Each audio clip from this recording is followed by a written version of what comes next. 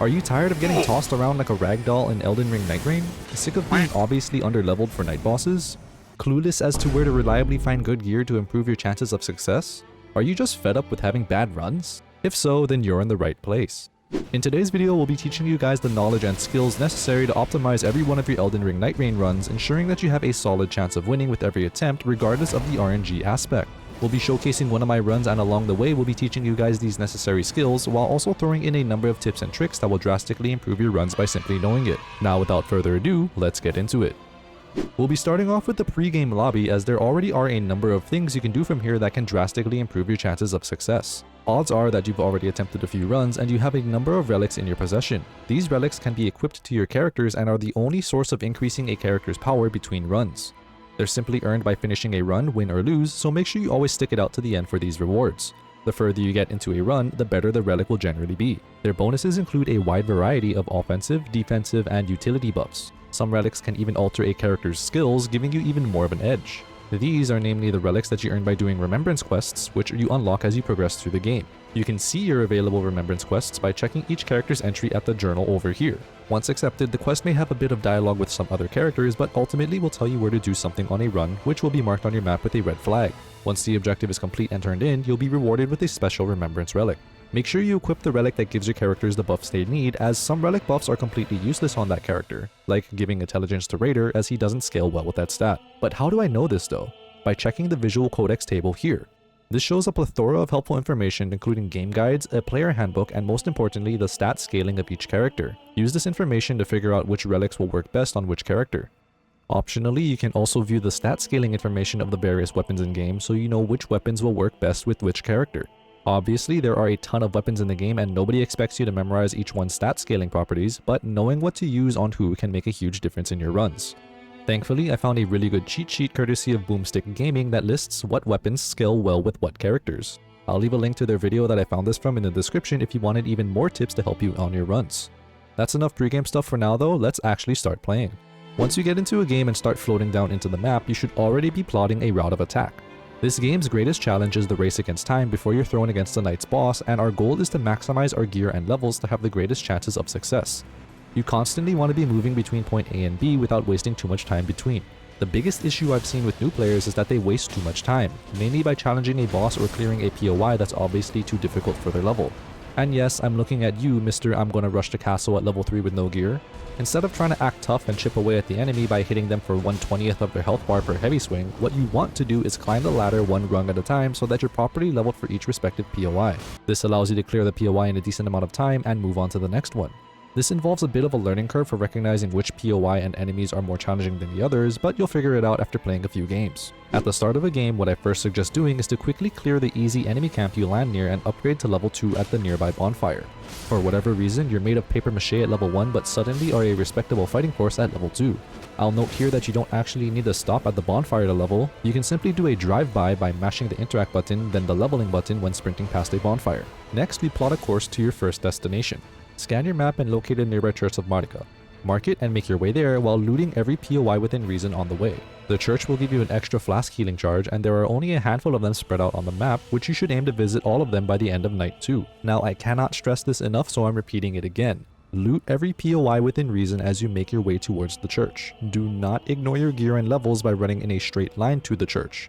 You have a good amount of time to cross the map, so don't be afraid to quickly loot through a number of POIs while you trek to your destination. 3 to 4 healing charges is a solid amount for the first night's boss when you're properly leveled. In regards to actually looting POIs, ideally you just want to hit the boss, loot any gear chests, and move on. Since we're in a race against time, you don't really want to bother too much with the trash mobs unless you're 1 or 2 kills short of a level. Speaking of time, you have roughly 4.5 minutes before the first circle starts moving, 3 minutes until the first circle fully closes, 3.5 minutes before the second circle starts moving, then 3 minutes before the second circle fully closes. This means you roughly get 14 minutes to explore per day, which is 28 minutes total across the 2 days. So don't worry about missing some POIs on the first day, as you'll have plenty of time to get to it. Also, while you're moving from POI to POI, make sure to utilize spirit trees to cover large distances, as they'll send you into the air and let you glide back down. You can also do this to a smaller extent by using the blue jump pillars scattered across the map. They're meant for vertical travel but are significantly faster for horizontal travel when compared to simply running. You can also make use of some well-placed jump pillars to pull off some cheesy strategies like jumping to the top of a stronghold to immediately fight a boss. Next, let's talk a bit more about the POIs you're visiting. Between games, the map may shift a bit, but the layout of the various POIs will remain the same. If you open your map, you can see that some POIs are marked with an element. This is very important because it shows the type of enemy you'll face there, as well as indicates the weapons you loot from this location will have that element as well. This is extremely important because you should be hunting down weapons that use the element that the Night Lord is weak to. While you can't see their weakness while in-game, you can see what Night Lord you're facing in the bottom left of your map. Feel free to take a picture of this little cheat sheet to see what element you should hunt down for your current match. It's highly suggested to exploit the Night Lord's elemental weakness, as not only does it do extra damage, but you'll interrupt some of their more annoying mechanics if you hammer them enough with their weak element. Ideally for your first day, you want to be gathering weapons from the various POIs that exploit the Night Lord's weakness on top of collecting extra healing charges from the churches. If you open your map and toggle the extra details option, you'll see that some POIs have extra things at each location, such as traders, maps, or specific ranged weapons like bows, sorceries, or incantations. Traders sell various weapons and items that you may find useful, and if you manage to find a trader in this specific town POI, they'll have an expanded and upgraded inventory.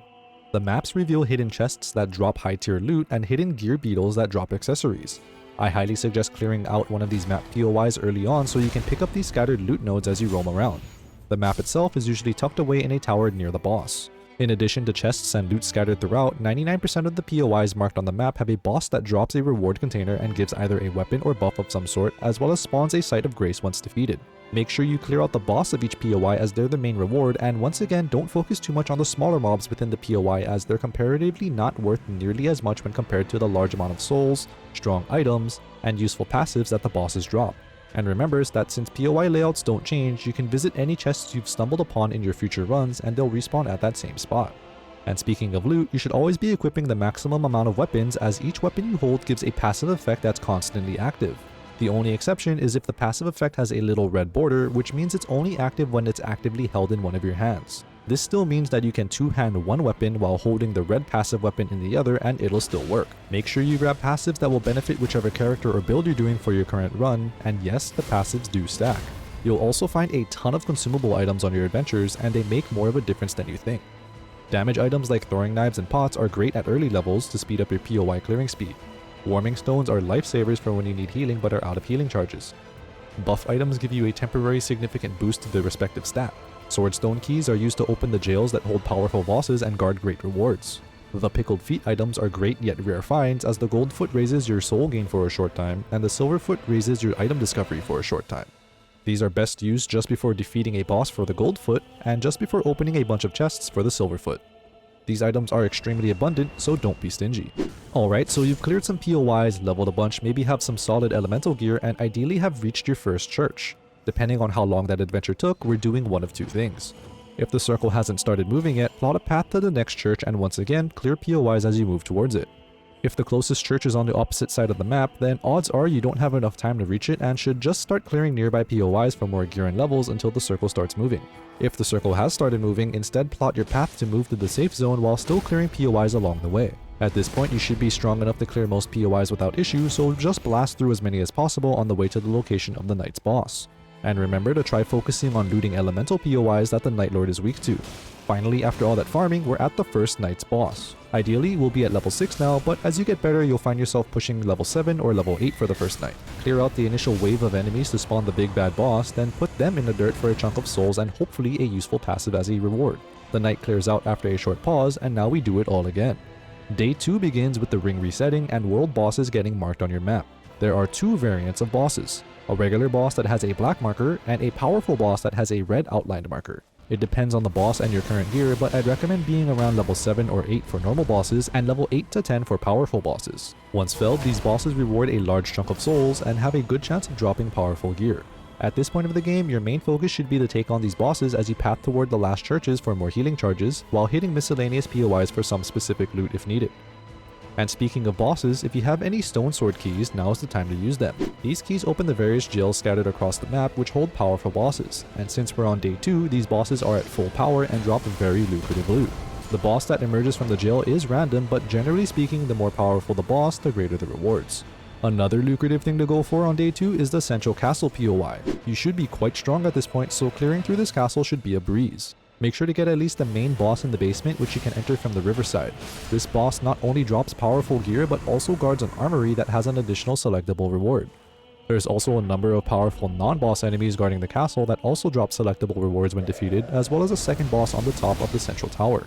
At this point, if you somehow haven't looted a purple weapon that you like, you can visit one of these mine POIs. These are smithing stone mines, and by defeating the boss within, you can select a smithing stone level 2 reward that lets you upgrade a blue weapon to a purple weapon. You can easily run past all the enemies and solely focus on the boss, which is usually a giant or large knight. Continue collecting your last extra healing flasks while clearing POIs, bosses and the like until you've eventually pushed into the Ring of Night 2. Ideally, we'll be at level 10 now, but as you get better, you'll find yourself pushing level 11 or 12 by the second night. Just like the first night, we clear out the initial wave of enemies to spawn the Knight's boss, who we also turn into a chunk of EXP. Once defeated, interact with the group that spawns in the center of the arena to be teleported to the final prep area. Here, you can level one last time and spend any extra souls on a limited amount of goodies from a nearby trader. I'd highly suggest picking up all the warming rocks you can carry, as these Night Lord fights are extremely long compared to everything else you've done up to now. And if you're casting spells, grab the Starlight Shards too, because you'll definitely need them. I'd like to avoid spoiling the excitement of fighting the Night Lords for you guys, so we'll be ending the guided run here and give you guys a number of useful tips instead. Communicating with random teammates in co-ops feels impossible at first, but a little really goes a long way. Simply dropping markers on the POI you want to go to next works a lot better than you'd think in terms of guiding your group around in the general direction. Just remember that this goes both ways. Just as much as your team should follow you around, you should equally follow them around. As you defeat Night Lords, you'll unlock dynamic map-altering events called Shifting Earth events. There are 4 currently available, unlocked after defeating 1, 3, 5, and 7 Night Lords respectively. Each event alters the map in some way and has some special boss or challenge for you to complete that gives you a powerful buff or reward. An example without spoiling too much is the first event you unlock is called the Crater, and once completed can upgrade one weapon to legendary quality. Usually these events are extremely lucrative and are worth the challenge. If you see a little arrow next to your level, that means you have enough souls to level up. Make sure you level ASAP when you see this indicator, as that means everything you're currently fighting could have been a lot easier and quicker to defeat should you have leveled. Use all the boluses you find on the floor. They're mainly used to clear status buildups, but they also grant you their respective status resistance until you die. Quick use items from the ground by holding triangle and pushing up on the D-pad. Bonus points for if you keep a stack for the Night Lord fight to counter their specific status afflictions, namely Madness, Frost, Sleep, and Poison. If you want to quickly check how your weapons stack up to each other, check out the status screen. It'll put it clear as day which weapon does the most damage per swing. Just make sure to accommodate for each weapon's respective swing speed. Just because the rain hurts doesn't mean you should avoid it like the plague. The damage over time is somewhat quick, but can easily be mitigated by healing. This lets you dip in and out for various reasons, like pulling a boss into the safe area to fight, visiting a church that's just outside of the zone, or even running around after the second night's boss to gather a bit more souls to push yourself a level or 2 higher. You can even still run past sites of grace that are in the rain, and they'll heal you and refill your healing charges as normal. The small jar shop will also update as you defeat Night Lords, namely with new relic loadouts for the various characters. This gives you a small amount of flexibility for your character builds, so make sure to check back every now and then. And my last tip is hands down the most important to remember out of this entire video. Don't be too hard on yourself, it is a Dark Souls game after all. Dying and failing is all part of the learning experience. It still takes a good amount of practice and game skill to pull off, but after I started figuring out these things I shared with you guys today, my runs went from level 5 or 6 on night 1 and level 10 just before the Night Lord to level 7 or 8 on night 1 and level 12 or 13 just before the Night Lord. If you guys have found the video helpful, make sure to leave a like and subscribe. And if you have any tips you're willing to share or have any feedback for my tips to you guys, do drop them in the comments. We all know Nightreign is a pretty brutal experience, and I probably speak for more people than just myself when I say I'll take all the help I can get. Good luck and happy nightfaring.